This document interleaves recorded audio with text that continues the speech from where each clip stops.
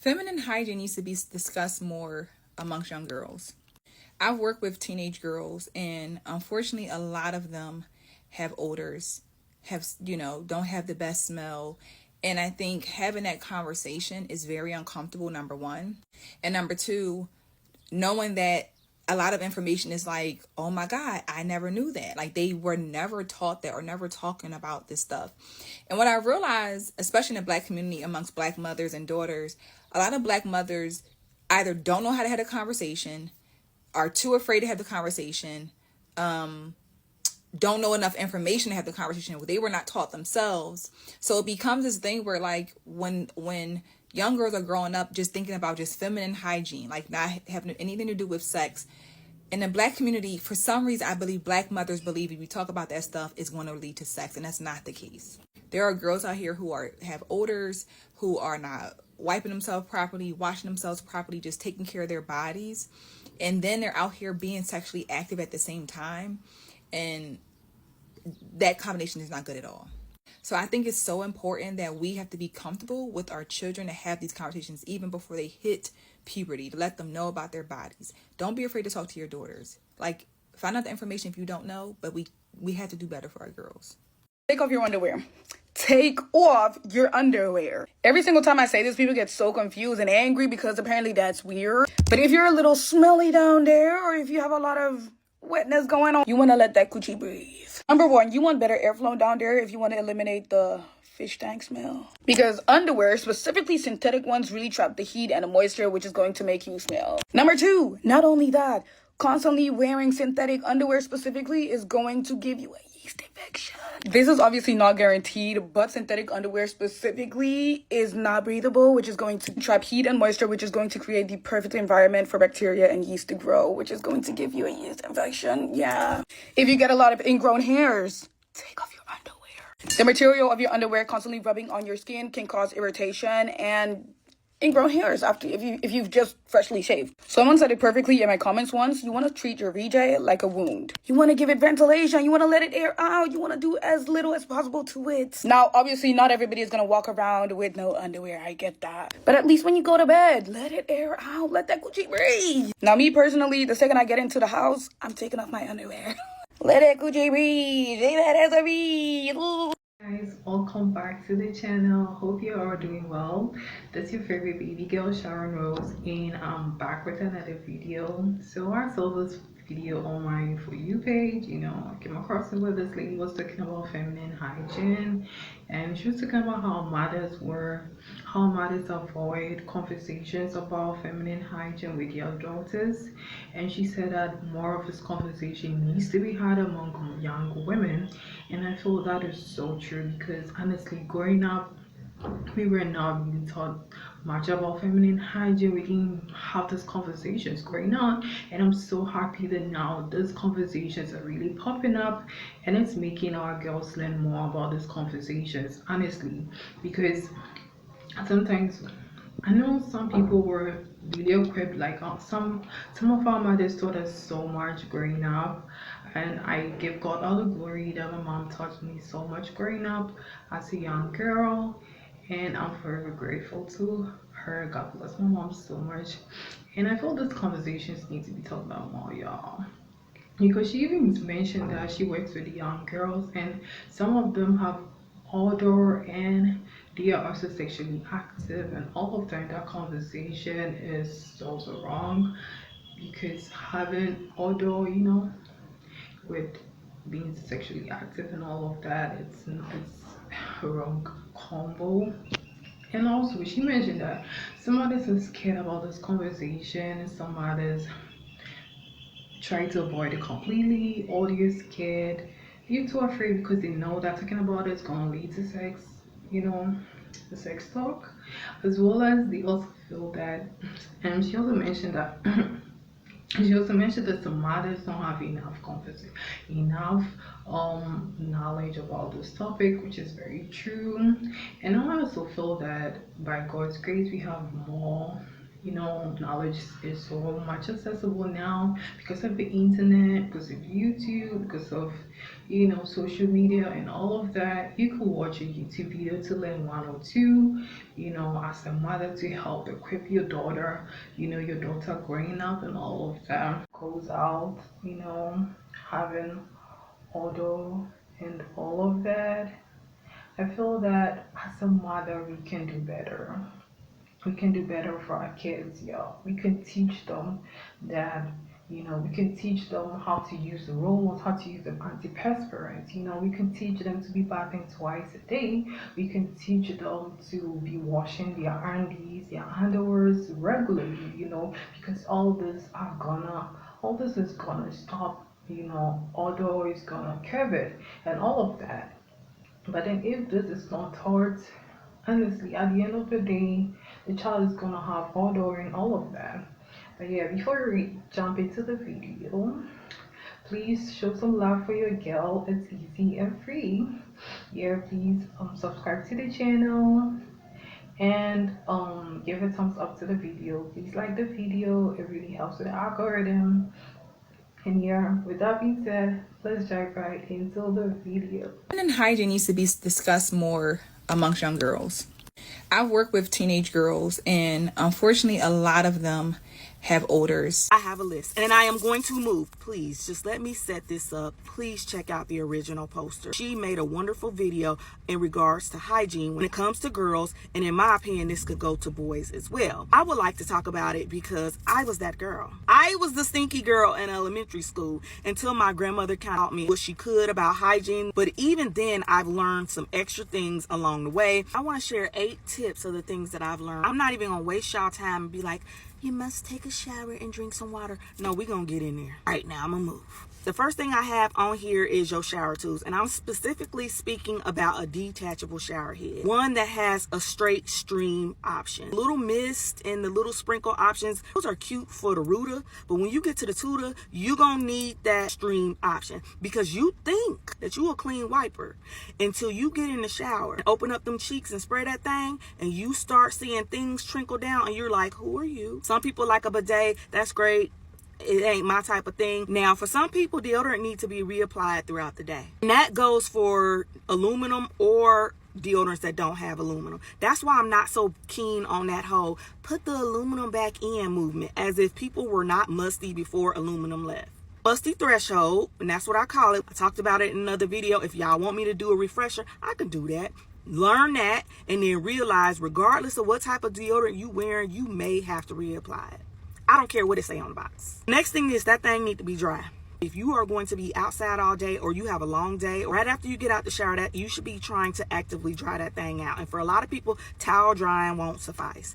So like for me, I have a fan, and when I'm at my vanity or when I'm doing my lotions and perfumes and everything, I got that thing blowing. Some people use blow dryers. That's up to you how you want to do that. The point is, sweat and wetness loves bacteria. Just trust me on this. Next thing I have on here is fabrics. We talked about fabrics. There are certain musty fabrics out there. The polyesters, the nylons. You got to be careful with that. Try to limit that, but I know it's damn near impossible because even the luxury brands are nothing but polyester. Like I used to make cloth pads, and in that world we call disposable menstrual products disposy.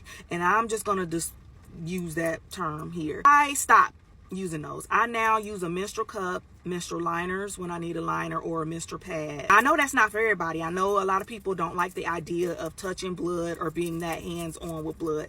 Totally cool and understand that. But for me, that was a game changer for any problems that I had in regards to infections and odors surrounding my period. You will be surprised just how much your blood, your period does not stink. But I understand on people don't want to go through all that. With that being said, I would try to go with the most natural forms of disposable products if you choose to go that route that you can.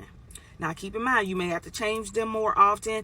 I really work on it with my son, but intentional bathing. You need to really take your time and go in every area, washing in between your toes, in between your hands, your fingernails, lifting up boobs, opening up booty cheeks. I notice that when I take my time, I have a fresher outcome and I stay fresher for longer. Thing I got on here is your whole bag, to go bag, you never know bag, so that you could pat your pad. Your pad as in bag. But your whole bag should have hygiene related items as well as an extra change of clothes, charger, some non-perishable food items. You know, you never know. We talked about that musty threshold up there. Sometimes when you get to the point beyond control where you cannot put on deodorant and save yourself, you're gonna need to go in your whole bag in the bathroom with some water and start all over again. And then sometimes you just need to refresh all together and just pat your pad all together. There we go. So y'all won't be mad at me. Witch hazel is bomb. I use witch hazel as a toner sometimes, but I also use them in between them corners. And the corners is like where the thighs and the mons pubic meet. Taking a little witch hazel on them and swiping them corners, and then swipe in between that butt cheek and up under where the cuff of the booty is. That's going to help you stay fresher for longer. So if y'all got something y'all want to share, go ahead and let me know. Top feminine hygiene tip that your mom or big sister should have given you, but they did not: boric acid supplements. You guys, every woman should have some of these in her bathroom, ready to go at any time. On the last day of your cycle, when it's getting to the very end, you're just spotting a little bit and it's that dark brown color, put one of these up there at night. Use a panty liner or a pad while you sleep, and that will get rid of that odor that a lot of us have at the end of our cycle. Also, you guys, if you're having BV, chronic BV, run a cycle of the boric acid suppository. It's something that I wish I knew about when I was younger. Clean you out so well, and you smell so good and so fresh. These are by the company Euro. They also sell some really great probiotics. Anytime the discharge is not right, the odor is not right, after your cycle, run a cycle of these, and I'm telling you, you're gonna smell fresh. You're welcome. They're on sale right now too. I'm gonna link it right here. I just bought a box for my little sister. Get that coochie right. Feminine hygiene needs to be discussed more amongst young girls. So I used to be bullied a lot for how bad I smelled in the first 2 years of middle school by these two older girls. And they were probably right. Like, my hygiene was really poor. I wasn't taught much. Like, I was taught take a shower, wash your clothes, and that was that. I didn't wear deodorant. I made a lot of hygiene mistakes. If I talked about all of them, y'all would be scared. But that's why I make girl tips I wish I knew sooner, because those are girl tips I genuinely wish I had when I was younger.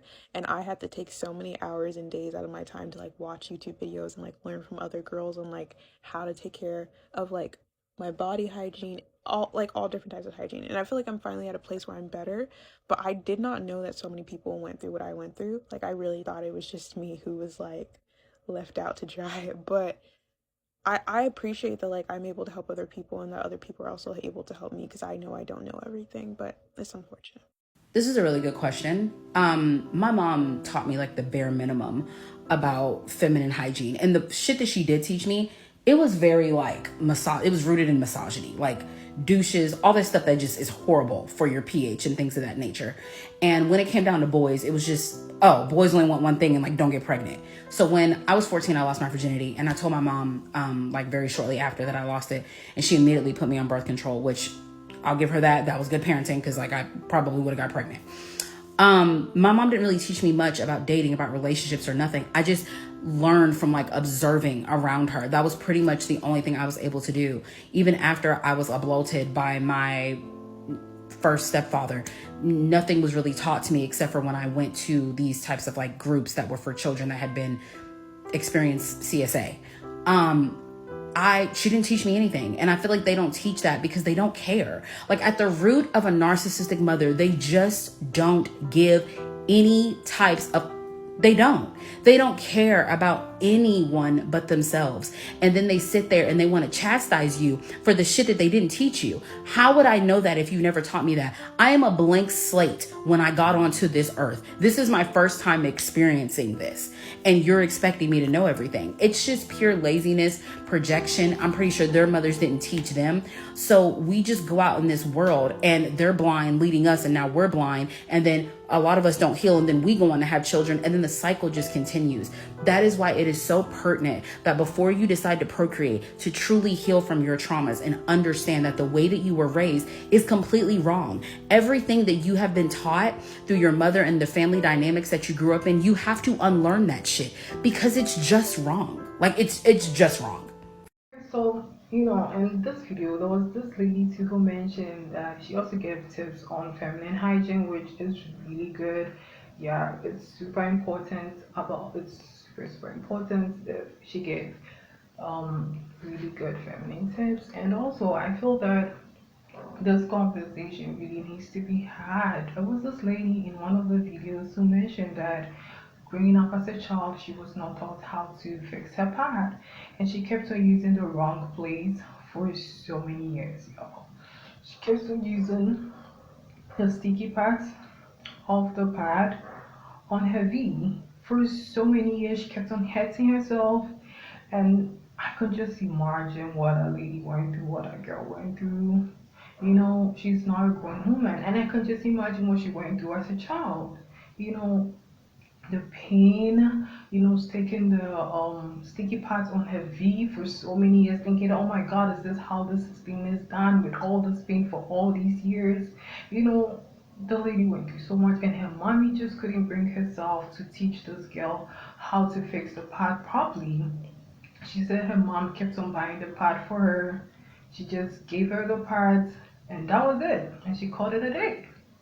She never taught her how to use the pad, and she kept on using it wrongly for so many years until she went to, I think she mentioned, college or something like that, where she came across some group of girls who taught her how to use the pad properly. I'm like, oh my god, she went through so much pain for so many years, where her mommy could have just taught her how to use the pad properly to avoid all of that pain. But then no, her mommy didn't do that. She actually kept quiet, didn't teach the girl anything. She didn't teach her how to use the pad properly, but kept on buying the pads for her. And yeah, she did a good thing by buying the pads for her, but I feel that she should have taught her how to use the pad properly. If she had done that, she would have really saved that little girl so much pain. Yeah, she wouldn't have gone through so much pain. Please, we should do our best as mothers. We should help our kids, we should help our boys. They are our future leaders. We should help them. And I feel that as a mother, if you have no idea about feminine hygiene, please, you can research on it. There's so much information out there. There's so much you can look up for on social media right now. With now technology, how with so much going on, there's so much information, there's so much on YouTube. I come across these videos all the time, how to take care of your feminine, how to, feminine hygiene, how to take care of yourself as a lady, as a young girl. Some of these kids are not exposed today to social media or to the internet at a very early age. The child may have no idea about all of this, but you as a mother, as a parent, if you're able to help your baby girl, you're gonna help her greatly. You're gonna impact her so greatly. At the end of the day, she's gonna grow up, become a mother, and also impact her baby girl, her kids, with the same knowledge. And she'll be so grateful to you as a mother that you taught her all of this. I feel we really need to do better as parents, because honestly, it goes a long way. As mothers, please, mothers, let's really do our best for our baby girls. As kids, having a body odor is not the best, and I feel that I'm so grateful to God that my mom taught me so much. Honestly, she taught me how to scrub my armpits. Like when you're bathing, you need to scrub your armpits and all of that. It's very, very key. You need to scrub your body so well. You scrub your armpits, you need to scrub your thighs, and all of this. And I'm so grateful to my mom that she taught me all of this. God bless her. Parents, please, let's do better. We can find all this information on the internet. You can search it up. I feel we have no excuse as mothers to not teach our kids these things about feminine hygiene. And I feel, do not feel scared it's gonna lead to the sex to the sex talk, because honestly some of those girls are already sexually active, so you avoiding the conversation is rather be more wrong than good to that child. Okay, so please mothers, let's do our best to talk about feminine hygiene to our babies and to our girls and to our boys as well. You know, teaching them how to bath twice a day, taking care of themselves, brushing twice a day. Yeah, overall it really helps. So yeah, we have come to the end of the video. Please subscribe, show some love to your girl, and subscribe to the channel. And please give the video a thumbs up for your girl. It's easy and free. So yeah, I'll see you all in my next video. I love you all so much, and yeah, I'll see you all in my next video. Bye.